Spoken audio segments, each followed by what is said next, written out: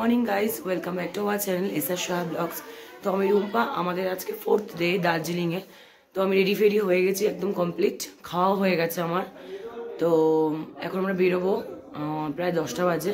তো চলো কোথায় কোথায় যাবো আজকে সবটাই তোমাদের সাথে শেয়ার করবো। তো চলো, তোমরা বেরিয়ে পড়েছি। এখন দেখতেই পাচ্ছ রাস্তায় তোমাদের এখনো গাড়ি আসেনি, তো গাড়ি আসার জন্য আমরা ওয়েট করছি। তো এটা হচ্ছে মেলের সামনেটা, তো এখান থেকে আমরা হাঁটতে হাঁটতে চলে গেলাম একদম আমাদের গাড়ির সামনে। যেহেতু মেলের সামনে গাড়ি ঢুকতে দেয় না, সেই জন্য আমাদেরকে মেল থেকে একটু হেঁটেই আসতে হয়। তো এখানে চার্জ রয়েছে, সামনেটায় গাড়িগুলো ওয়েট করে। আমরা এখন গাড়িতে উঠে পড়েছি এবং যাচ্ছি। আমরা প্রথমেই যাচ্ছি রোপওয়েতে, তো তারপরে যাব চা বাগান, তারপরে যাব আমরা জুতে। তো চলো সারাদিনের এই ভিউটা তোমরা দেখতে থাকো এবং এনজয় করো। এই সেই দার্জিলিংয়ের বিখ্যাত school Saint Joseph School, North Point. তো এখানে শাহরুখ খানের মেহুনা এবং বরফি বই রণবীর কাপুরের কিন্তু শুটিং হয়েছিল। তো তারপরে আমরা চলে আসলাম রোপওয়েতে। তো এখানে প্রচুর লাইন পড়ে এবং এটা কিন্তু ওপেন হয় সকাল 10টা থেকে। এবং এখানে টিকিট কাটার লাইন থাকে 1 থেকে 1.5 ঘন্টা, এবং তারপরে টিকিট কাটার পরে যে লাইনটা থাকে সেটাও কিন্তু প্রায় 1 থেকে 1.5 ঘন্টা থাকে। কিন্তু যেহেতু আমরা বাঙালি, তো বুঝতেই পারছো, তো আমরা কিন্তু এখানে একজনকে বলে টিকিট কেটে নিয়েছিলাম। তো যেটা 1.5 ঘন্টার লাইন ছিল, সেখানে কিন্তু আমরা 10 মিনিটে টিকিট কেটে কমপ্লিট করেছিলাম। তো বলে দিয়ে এখানে টিকিট নিয়েছিল কিন্তু পার হেড 260 টাকা করে এবং বাচ্চাদের 130 টাকা করে। তারপরে যাই হোক, আমরা টিকিট কেটে ঢুকে পড়লাম ভেতরে। তো এখানে কিছুক্ষণ লাইন দিয়ে তারপরে আমরা চলে গেলাম রোপওয়ের দিকে।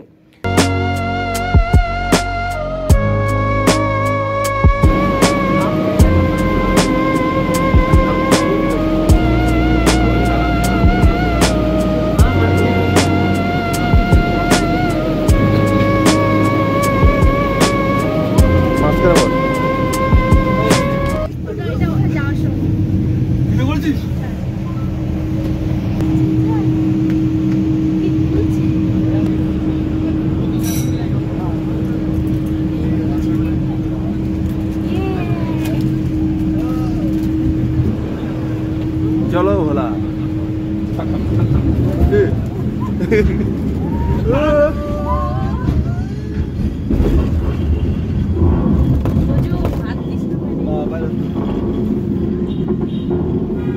তো এখানে আমরা উঠে গেছি ফাইনালি রোপওয়েতে। বাও, সেই দৃশ্য লাগছিল, দারুণ লাগছিল। আর বাবা মা কিন্তু ওঠেনি, বাবা মা নিচে দাঁড়িয়ে ছিল। তো বাবা মাকে আমরা হাত দেখিয়ে টাটা করে আমরা উঠে পড়েছিলাম। এবং ওঠার টাইমটা একটু একটু ভয় লাগছিল। তো বলছিল যে নিচের দিকে না তাকালেই হলো, উপরের দিকে তাকিয়ে থাকো। তো আমরা নিচের দিকে তাকাইনি, আমরা চারপাশে দেখছিলাম আর মানে উপভোগ করছিলাম। দারুণ লাগছিল, রোমান্টিক, মানে কি বলবো, পুরো দার্জিলিংটা রোপওয়ে থেকে দেখা যায়। আর তোমরা দার্জিলিংয়ে গেলে কিন্তু এই রোপওয়েটা কিন্তু একদমই উঠো এবং খুব মজা পাবে, তোমরা এনজয় করবে।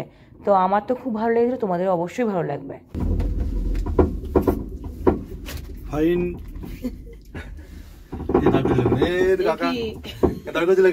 আমরা ঝুলন্ত পথে ঝুলে গেছি, আমাদের স্টপ করে দিয়েছে। ঝুলন্ত আকাশে আমরা ঝুলন্ত আকাশে ঝুলছি। দাঁড় করে দিচ্ছে, ঠিক আছে? কান্না কানা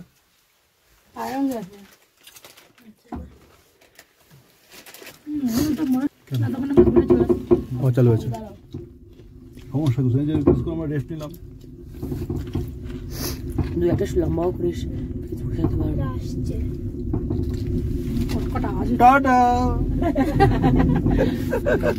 তো পুরো রোপওয়েটা কিন্তু কভার করতে প্রায় 1 ঘন্টা টাইম লাগে। তো এখানে নামিয়ে দেবে। তো এখান থেকে কিন্তু অনেকে চলেও যায় এবং অনেকে কিন্তু আবার রিটার্ন যায়। তো আমরা কিন্তু রিটার্ন গিয়েছিলাম, তো সেটার কিন্তু আলাদা কোনো ভাড়া লাগে না। ওই 260 টাকার মধ্যেই কিন্তু পুরো টোটালটা, তুমি যেতেও পারবে বা আবার ফিরতেও পারবে। তো যেহেতু বাবা মা আমাদের ওখানে দাঁড়িয়ে ছিল, সেই জন্য কিন্তু আমরা এখান থেকে এসে আবার লাইন দিয়েছিলাম। লাইন দিয়ে কিন্তু আমরা আবার রিটার্ন গেছিলাম।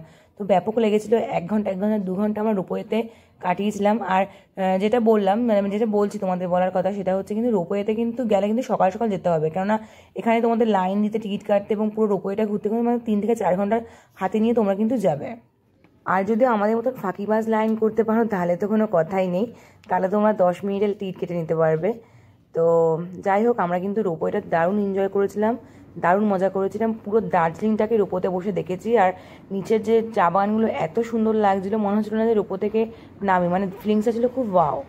তোমরা অবশ্যই কিন্তু রোপোতে চড়ো। ঝাঁকা মারিস কেন? এরকম ঝাঁকা টাকা মারছে কেন? এই আবার ঝাঁকা মারে, ঝাঁকা মারছে। বাঁচাও মোদিজি, উড়িয়ে দোলা চলছে। এরকম তুলছিস কেন?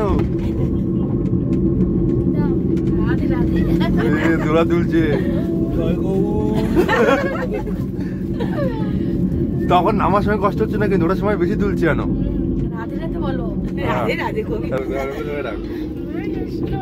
তো রূপয়ে ঘোরা আমাদের কমপ্লিট। তারপরে আমরা চলে যাচ্ছি নেক্সট স্পটে, যেটা হচ্ছে চা বাগান। তো সেখানে আমরা এখন যাব এবং প্রচুর প্রচুর মজা করবো। তো তোমরা দেখো পুরো ভিডিওটা।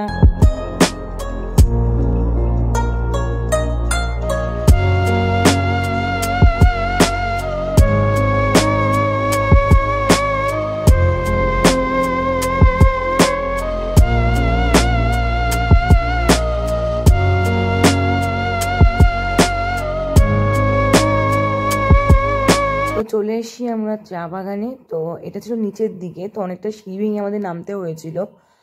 তো আমরা সেটাই নেমে যাচ্ছি। আর আমাদের এখানে গাড়ি পার্কিংয়ের জায়গাও ছিল। তো গাড়ি পার্কিং করতে হবে যেখানে চা বিক্রি হচ্ছে সেখানে, মানে ওখান থেকে তোমাদেরকে গাড়ি পার্কিং করতে হবে, কিন্তু পার্কিংয়ে কিন্তু কোনো টাকা নেবে না, কিন্তু তার বদলে তোমাদের কিন্তু চা কিনতে হবে।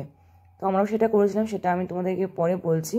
তো দেখো চলে আসলাম এখানে। তো এখানে কিন্তু ড্রেস ভাড়া পাওয়া যাচ্ছিলো ছেলে এবং মেয়েদের, নানা রকম কালার, কে লাল বা বেগুনি বা নীল বা তোমরা গোলাপি যেটা ইচ্ছা করতে পারো। তো পার ড্রেস কিন্তু ছিল 50 টাকা করে ভাড়া নিচ্ছিল। তো আমরাও 4 জনে মিলে পরে নিয়েছিলাম, বাবা পরেছিল, মা পরেছিল, আমি আমার বর সবাই মিলে পরে নিয়েছিলাম। আর এই ঝুড়িগুলো দেখতে পাচ্ছ, এগুলো কিন্তু তার সাথেই দিয়েছিল।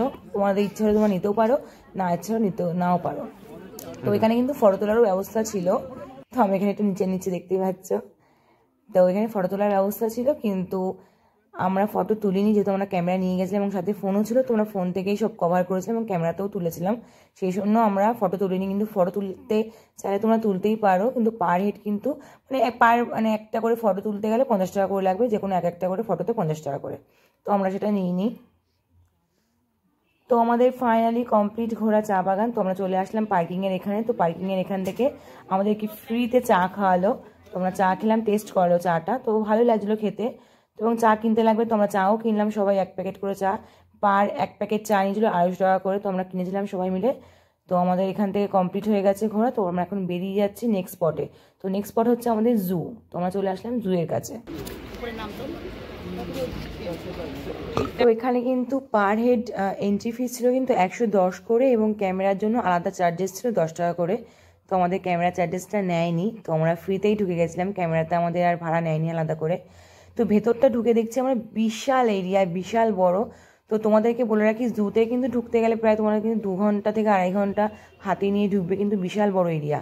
তো ঢুকে দেখছি আমাদের ভাল্লুক দাদা, তো বিশাল সুন্দর একটা কিউট একটা ভাল্লুক ঘুরছিল। তো সেখানে দেখলাম আমরা, খুব মজা লাগছিলো আমাদেরকে।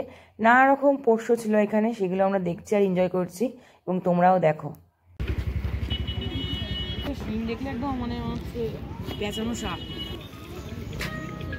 এখান থেকে কিন্তু সামনে কিন্তু অনেক অ্যাক্টিভিটি এরিয়া রয়েছে। তো এখানে নানা রকম অ্যাক্টিভিটি হচ্ছিল। তো তোমরা দেখো, একটা অ্যাক্টিভিটি ভালো লাগছিল।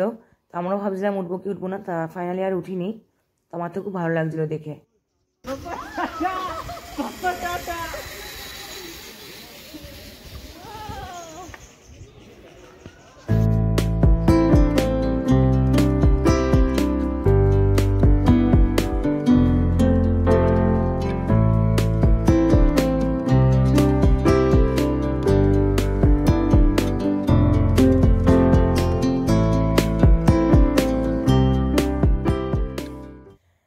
তো এটা ছিল মিউজিয়াম। তো এখানে আমরা চলে আসলাম, এখানেও অনেক বড় এরিয়া কিন্তু। তো এখানে মিউজিয়ামের ভেতরটা কিন্তু আমরা সেরকম একটা ভিডিও নিতে পারিনি, কারণ এখানে কিন্তু ভিডিও করা বা ফটো তোলা বন্ধ ছিল, তো করা যাবে না, সেজন্য আমরা করিনি। তো বাইরেটা দেখো এত সুন্দর, এবং ভেতরটা খুবই সুন্দর, খুবই মেমোরেবল, অনেক সুন্দর গুরুত্বপূর্ণ জিনিস রয়েছে তো সেইগুলো। তো এখানে দেখো আবার চলে আসলাম বাইরে জুয়ের দিকে। তো এখানে দেখো একটা বাঘ শুয়ে রয়েছে, ভাবছিলাম একটু উঠছে না কেন, ভাবছিলাম একটা যদি ইট মারা যায়, কিন্তু বললো না মেরো না, ও শুয়ে আছে থাক। তো তারপর দেখলাম এখানে নানা রকম ব্ল্যাক টাইগার রয়েছে, তো অনেক রকম পাখি রয়েছে, তো প্রচুর পশু পাখি, প্রচুর অনেক কিছু রয়েছে, অনেক বড় এরিয়া। তো সবই দেখলাম। তারপরে এখানেও আরেকটা দেখলাম মিউজিয়াম। তো পাশে আরেকটা মিউজিয়াম ছিল, সেখানেও আমরা চলে আসলাম। কিন্তু এখানেও কিন্তু ভিডিও করা বা ফটো তোলা নিষিদ্ধ ছিল, মানে বন্ধ ছিল, কিন্তু আমি তাও ফাঁকে তাহলে কিন্তু একটা ফটো তুলেই নিয়েছিলাম, মানে আমার নিজস্ব ফটো, এবং ছোটোখাটো একটা ভিডিও তুলে নিয়েছিলাম। দেখো এই সেই বড় রয়্যাল বেঙ্গল টাইগার, যে এখানে রয়ে ঝিমোচ্ছে, চুপ করে ঘুমোচ্ছে। তো একে আমরা দেখলাম, কিন্তু ও উঠছিল না, নড়াচড়া করছিল না, চোখ খুলছে আর বন্ধ করছে।